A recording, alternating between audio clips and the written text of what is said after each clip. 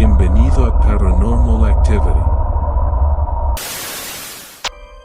9 lugares terroríficos en Colombia. Número 1. El Salto del Tequendama. Los 9 lugares más terroríficos de Colombia. Muchos turistas llegan atraídos por el misterio que acompaña a diversos lugares de Colombia. ¿Conoces alguno de estos? ¿Te gustan los fenómenos paranormales? Los lugares que te presentaremos en esta nota suelen ser conocidos por las misteriosas historias que rondan a su alrededor. Entre esas cosas terroríficas que se comentan, está la aparición de espantos, presencia de brujas u otros seres extraños, hasta asentamientos de ovnis. Salto del Tequendama, tragedias, relatos de fantasmas y curiosidades históricas alimentan el mito. El caso del empresario Gerardo Segura, quien se habría lanzado en un vehículo al abismo, reavivó la leyenda. El Salto del Tequendama, el tradicional atractivo turístico cundinamarqués, está nuevamente en boca del país por la tragedia que protagoniza el empresario Gerardo Segura, quien según testigos se lanzó en su vehículo por uno de los abismos en compañía de una mujer. La cascada de 250 metros creada por la caída de las aguas del río Bogotá en el valle del Tequendama fue durante el siglo XIX y hasta mediados del XX, uno de los sitios con mayor afluencia de turistas. Según la tradición muisca, el Salto del Tequendama fue creado por el dios Bochica, quien tras un diluvio que inundó la sabana de Bogotá, golpeó con un bastón una muralla de piedra y desató la fuerza de las aguas. En la época dorada del Salto, este era el destino de los famosos paseos de olla, que convocaban a cientos de familias que iban a las riberas de las aguas a pescar guapuchas y capitanes, especies de peces que copaban el afluente, claro está, antes de la contaminación masiva que significó la industrialización y expansión de la capital colombiana. Relatos de fantasmas. El fastuoso castillo Bochica, con el tiempo, pasó a ser conocido como el Castillo del Tequendama, mientras su brillo se opacó. No solo por el deterioro de la edificación, sino además por el mal olor del lugar, que hacía insostenible cualquier permanencia de huéspedes. Finalmente, en 2009, la edificación fue abandonada y unos años después se le declaró bien de interés cultural e inició su recuperación. Las historias de fantasmas, de quienes llegaban al lugar a terminar con sus existencias, alimentaron un mito que todavía perdura. La fantasía superó a la realidad e incluso, en 1986, la instalación estuvo a punto de ser incendiada por fanáticos que aseguraban que el lugar estaba maldito. Famosos cazafantasmas aseguran que en el castillo hay presencias paranormales, mientras que moradores del lugar no dan crédito a estas versiones y las consideran supercherías. El Salto del Tequendama es un lugar místico que ha llamado la atención de cientos de personas, no solo por su imponente belleza, sino porque muchos se han quitado la vida allí. En el fondo de sus aguas reposa una enorme cantidad de cuerpos desmembrados de suicidas, quienes, al lanzarse, se condenaron a una eternidad en pena vagando por el lugar, según las creencias que hay en el sitio. La primera persona que cayó al precipicio falleció de manera accidental, luego de que el vehículo en el que se transportaba sufriera un volcamiento. Se trataba de una monja que, según las historias, perdió la cabeza en el impacto de la caída. Su espíritu aún se presenta ante quienes transitan por el lugar. Hay quienes aseguran que el lugar ejerce una atracción fatal para quien se acerca demasiado a la orilla de sus cascadas, incluso quienes no van con la intención de suicidarse, pueden saltar debido a esta fuerza sobrenatural. En el último capítulo de la primera temporada de La Nación del Terror contaremos con los relatos de Yamile Alfonso Jiménez y Leonardo Rodríguez, quienes se desempeñan como guías turísticos en el Salto del Tequendama y conocen cada una de sus historias. También con el testimonio de Patricia España, quien vivió de cerca el miedo de la aparición de la monja. Por último, nuestro experto en parapsicología, Alexander Torres, explicará el fenómeno energético que existe en el lugar, la atracción que las cascadas ejercen sobre los cuerpos y las apariciones de quienes allí perdieron la vida. Número 2. Isla Gorgona. Allí quedaba una prisión que ahora está abandonada, aunque sus ruinas se han convertido en parte de un parque nacional natural que atrae a cientos de turistas. De acuerdo con testimonios de personas que han visitado el lugar, se escuchan gritos de los reclusos en la zona, pues en la época que estuvieron era difícil sobrevivir a las condiciones de aquel lugar.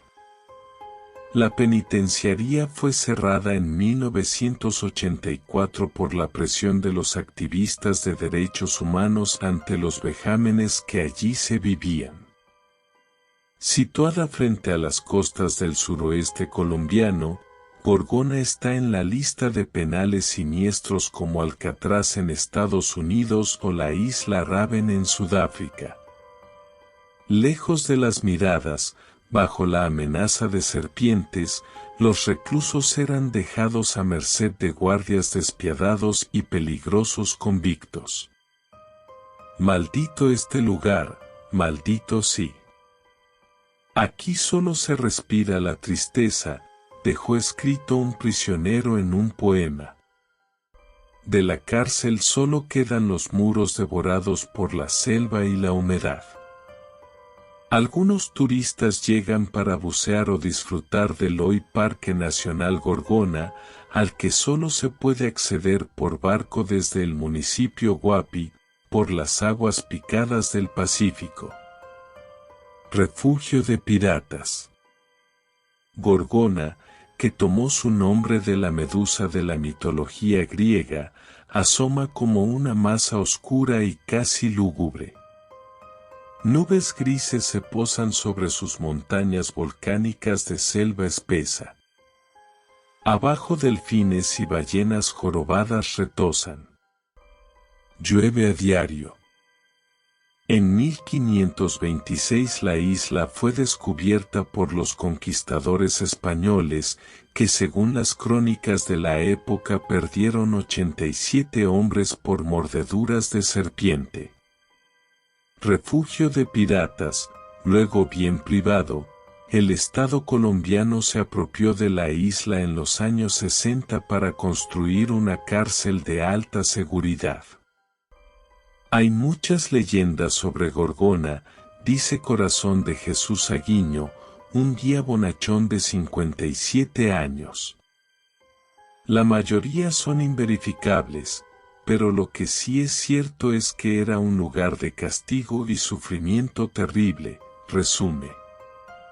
Confinados en 2 hectáreas tras una alambrada, había más de 1000 presos, desde criminales condenados por homicidio y violación hasta protagonistas de la violencia política del siglo XX. Modelo nazi. La prisión se construyó siguiendo el modelo de los campos nazis, explica el guía. 3 o 4 patios, cada uno con dormitorios propios, y un pasillo que conducía al cuarto de castigos. Solo uno de los bloques sigue en pie. Raíces gigantes y enredaderas trepan por los muros. Las ramas serpentean por los desagües. Ya no hay techo, sino una espesa cubierta vegetal. También se levanta una sofocante catedral con la estatua de una virgen y un niño. Charcos aquí, musgo allá y el zumbido incesante de los insectos. Los visitantes a veces perciben algo muy negativo, reconoce Corazón. Del comedor sobreviven largas mesas carcomidas por el moho. Los convictos solían ajustar sus cuentas en las letrinas vecinas. Los guardias vigilaban todo desde una pasarela de cemento. Un único dormitorio repleto de murciélagos resiste el avance de la vegetación. Cada prisionero tenía asignado un número, dice el guía. Las visitas eran excepcionales. Solo los más dóciles podían salir a talar el bosque. Los 120 guardias reinaban a sus anchas. Suplicio del cilindro. El castigo más temido era el del cilindro, un hueco de 80 centímetros de ancho donde el preso era obligado a permanecer de pie durante días sin moverse, sumergido hasta el cuello en agua de lluvia mezclada con excrementos. ¿Cuántos hombres murieron en la Gorgona? Nadie lo sabe realmente. Pero los homicidios eran la principal causa de muerte, responde Corazón.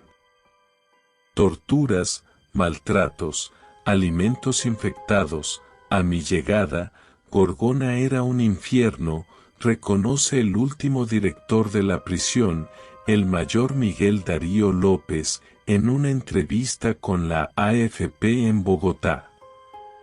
En el cargo a partir 1981, López, de 78 años, se enorgullece de haber puesto fin a los abusos y pacificado el centro penitenciario.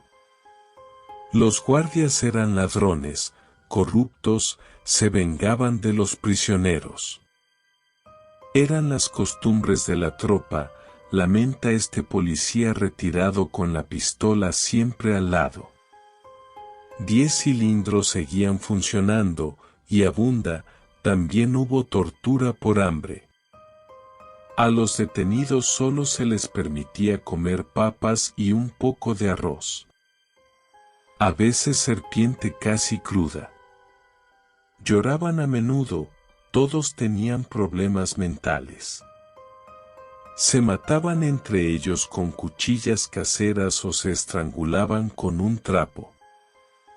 Número 3. Cementerio Central. Ubicado en la capital de Colombia, este cementerio tiene las tumbas de importantes personajes de la historia de Bogotá, por lo que llegan muchos turistas a visitarlo. De este lugar se cuentan varias historias tenebrosas y se presentan ruidos repentinos e inexplicables en medio de la noche. El cementerio central tiene la forma de un óvalo y existe hace 181 años, cuando lo construyeron quedaba a las afueras de Bogotá, pero con el tiempo la ciudad fue rodeándolo hasta dejarlo en el centro, en el barrio Santa Fe en la localidad de Mártires, sobre el comienzo de la avenida 26.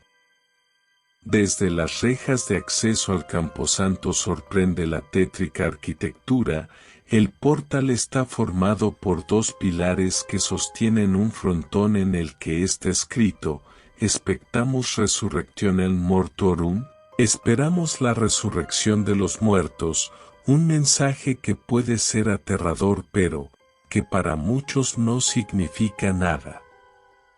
Sobre ese gran portón posa con severidad la estatua de Cronos, que es el dios griego del tiempo, sosteniendo en la mano un reloj de arena y en la otra una guadaña, símbolo histórico de la muerte.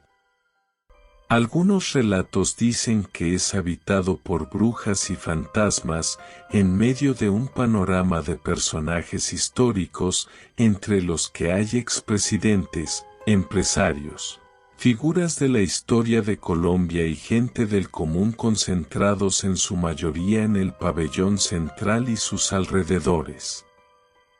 De acuerdo con la revista de Viajar a Colombia, el cementerio también es un retrato de la difícil historia política y social de Colombia, con personajes tristemente desaparecidos como el humorista Rendón, que se suicidó a los 37 años, o el candidato a la presidencia Luis Carlos Galán, que murió asesinado en 1989. En los callejones hay gente que ora, que le hablan al oído a las figuras o deja escritos con peticiones. Junto a las lápidas, restos de piezas asociadas con rituales de ultratumba. Un singular retrato del país de hoy y el del pasado, cuya riqueza es imposible de medir. Para la actual administración, ese lugar es una prioridad, afirma Mauricio Uribe, director del Instituto Distrital de Patrimonio Cultural. Vamos a invertir en él porque se lo merece, porque lo que se pueda recuperar le va a servir al sector, al centro de Bogotá y a la memoria de la ciudad, le manifestó a la revista Semana en un escrito publicado en el 2017. Un hombre con un largo vestido blanco que camina lento por los laberintos lúgubres y silenciosos del cementerio central de Bogotá, recorre las esquinas, su halo se enciende y se apaga en las madrugadas brumosas de la capital. Quienes aseguran haberlo visto dicen que es el varón de este camposanto, un viejo monje que es el custodio de las almas en pena que aseguran hay allí. Esa es apenas una de las historias que envuelven cada esquina del cementerio central y que en vísperas de Halloween se narran a diario en los caminos del camposanto más antiguo de la capital. En un artículo publicado por El Tiempo, Doris Jiménez, una mujer morena de 60 años ha sido testigo en sus años de trabajo de personas que a hurtadillas irrumpen en algún laberinto, sacan una bolsa negra, como de basura, y al abrirla se ve una pasta con la foto de alguien a quien piensan desgraciar. La imagen es chuzada en repetidas ocasiones con alfileres.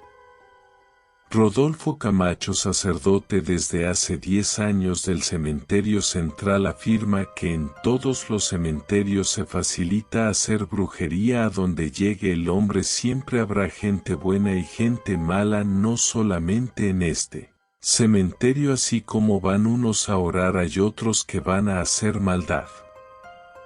La mayoría de las viejas y acabadas tumbas están resquebrajadas y polvorientas, los árboles y las plantas, marchitas. Los adoquines empiezan a ser tragados por la maleza y un silencio imperante esconde algunos ritos pavorosos de solo suceden allí.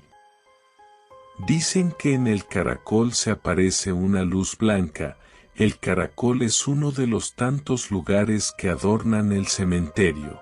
Es un sótano donde reposan los restos de decenas de personas con unas escaleras metálicas prácticamente oxidadas. Este sitio permanece cerrado para evitar su ingreso, debido a que la gente le gustaba entrar a hacer vudú, magia negra, velas, velones, muñecos y todo tipo de brujería para hacerle daño a las personas. Según El Tiempo, una de las cosas que más ha causado misterio en este lugar es la muerte de un hombre que decidió ahorcarse allí, dejando una nota escrita contando las razones por lo que lo hacía.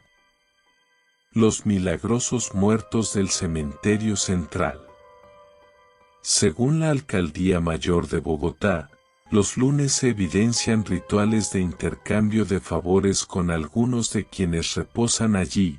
pues es el día considerado como el de las benditas almas de los difuntos. Otra época en la que se evidencia mayor afluencia de visitantes en busca de favores es en noviembre, debido a que se celebra la fecha de Todos los Santos.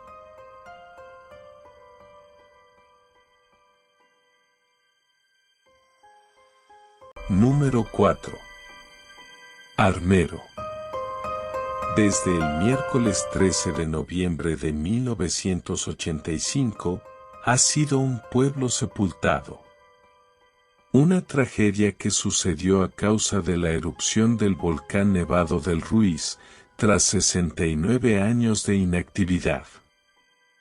A este lugar han ido diferentes investigadores paranormales, que, en su mayoría no han aguantado mucho tiempo la fuerte energía, ruidos y apariciones paranormales de la zona de, quienes aseguran, son los cientos de almas en pena que quedaron tras su descenso.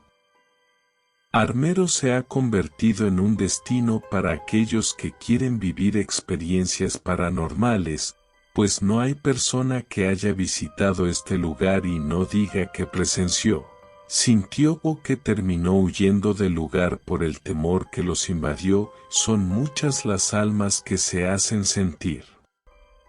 Incluso, varios quedan con la incógnita si a quien vieron, saludaron o le hablaron estaba vivo o era un espíritu. Las almas de Armero que habitan el hospital.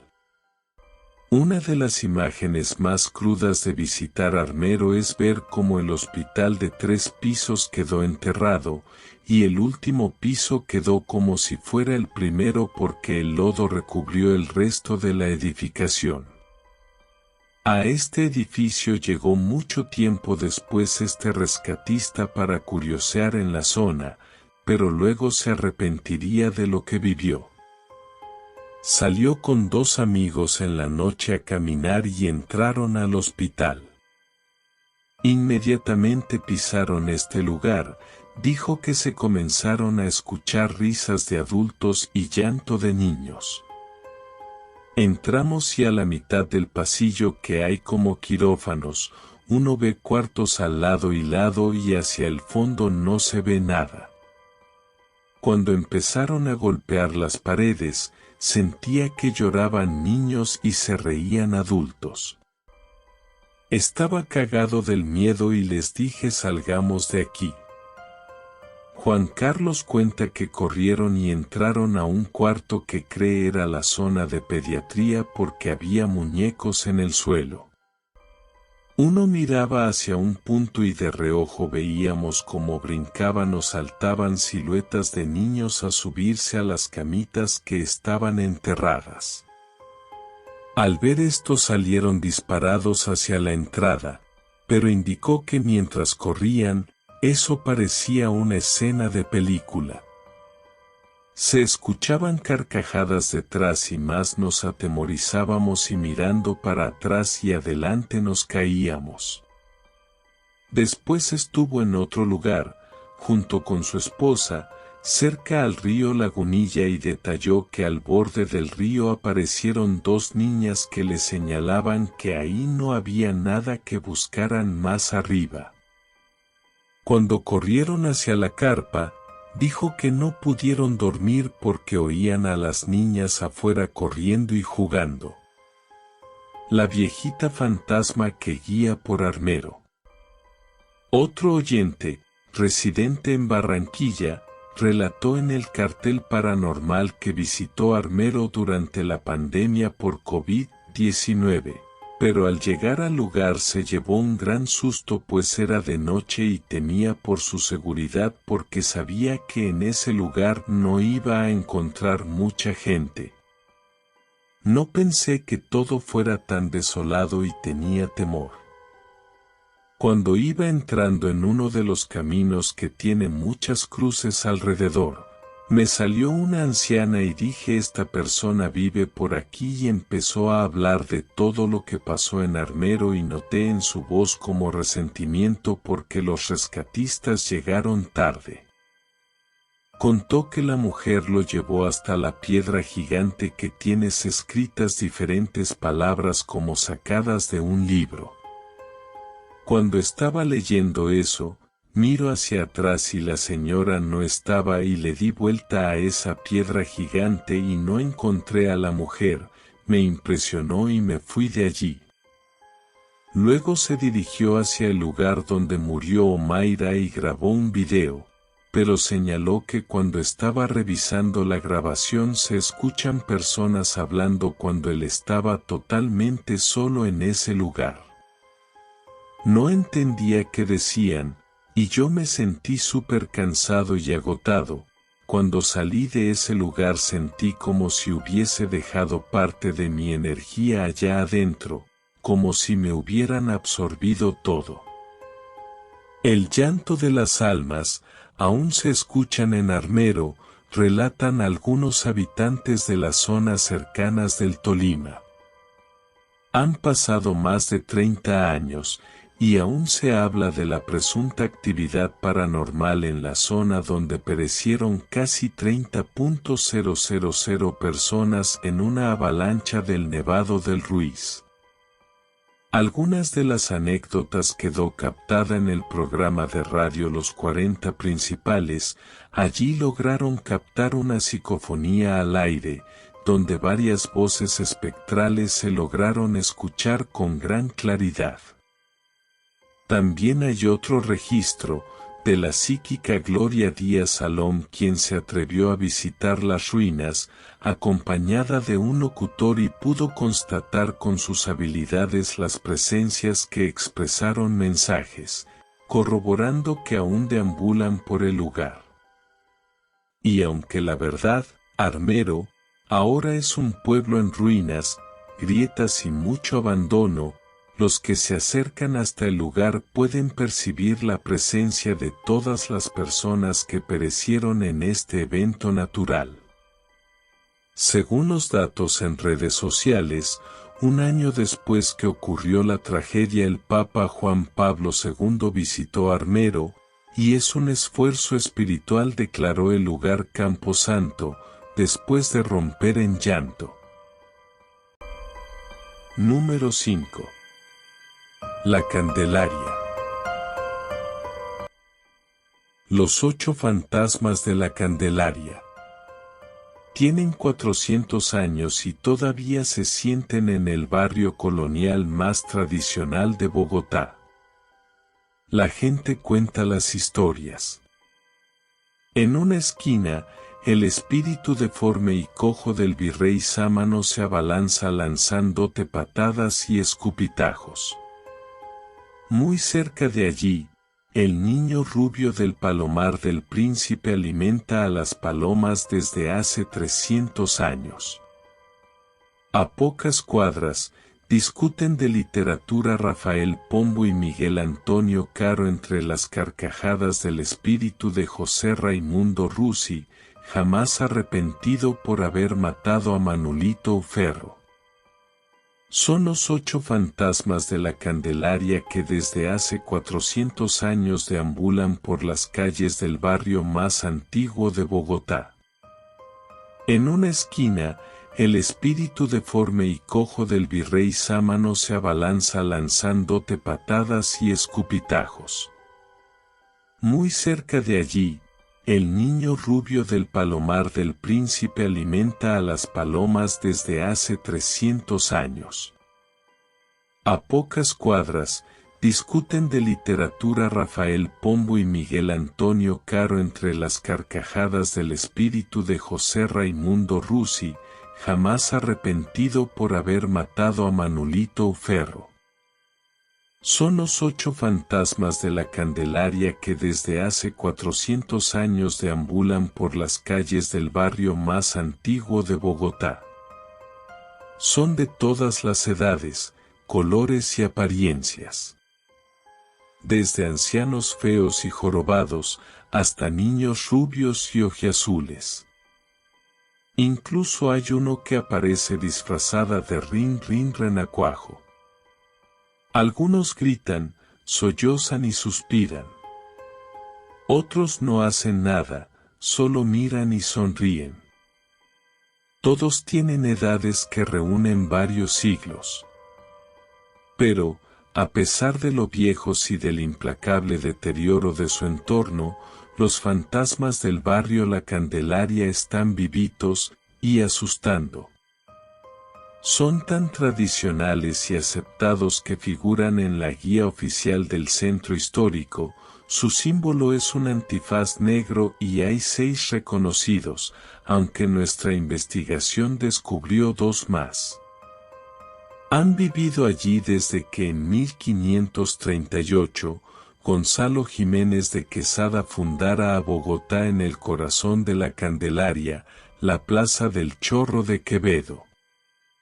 Y cualquiera que desee tener el privilegio de vivir en el tradicional barrio colonial bogotano, tiene que compartir con ellos las callejuelas angostas y empedradas y los balcones románticos. La historia de los fantasmas de la Candelaria comienza en la carrera tercera con calle 12, donde el conjunto residencial Calle del Sol esconde los muros y cimientos del tristemente célebre Servicio de Inteligencia Colombiana, SIC. Allí, según afirma la propia guía oficial del centro histórico, asustados dicen sus habitantes que en las noches se escucha el quejido y las lamentaciones de las almas en pena que en vida fueron torturadas hasta la muerte para obligarlas a confesar sus delitos. Sin embargo, los propietarios de la treintena de apartamentos del conjunto han aprendido a convivir con los fantasmas. De noche, ya bien tarde, se escuchan gritos y gemidos, dice uno de los residentes quien pidió reserva para su nombre, también golpes, como latigazos, y carcajadas. Los niños, como Luis Efrén, de 12 años, son quienes más gozan con los fantasmas. A ellos, dicen, no los asustan pues los han escuchado muchas veces. Pero verlos es otra cosa. Algunos hablan de una niebla vaporosa que se levanta en los rincones y otros de extrañas luces que circulan por los pasillos. Pero nadie ha visto hasta ahora a fantasma alguno. Eso es puro invento para atraer turistas, dice don Célimo, eterno celador del sector. Yo llevo aquí 50 años y hasta ahora no he oído ni visto nada. No obstante, a solo una cuadra de allí, en la plazoleta que hoy ocupa el lugar de una casa colonial, el fantasma de un niño rubio y de ojos azules aparece en las madrugadas cargando migas de pan en sus manos para alimentar las palomas, que podrían ser las mismas que el niño alimentaba cuando vivía, hace 300 años.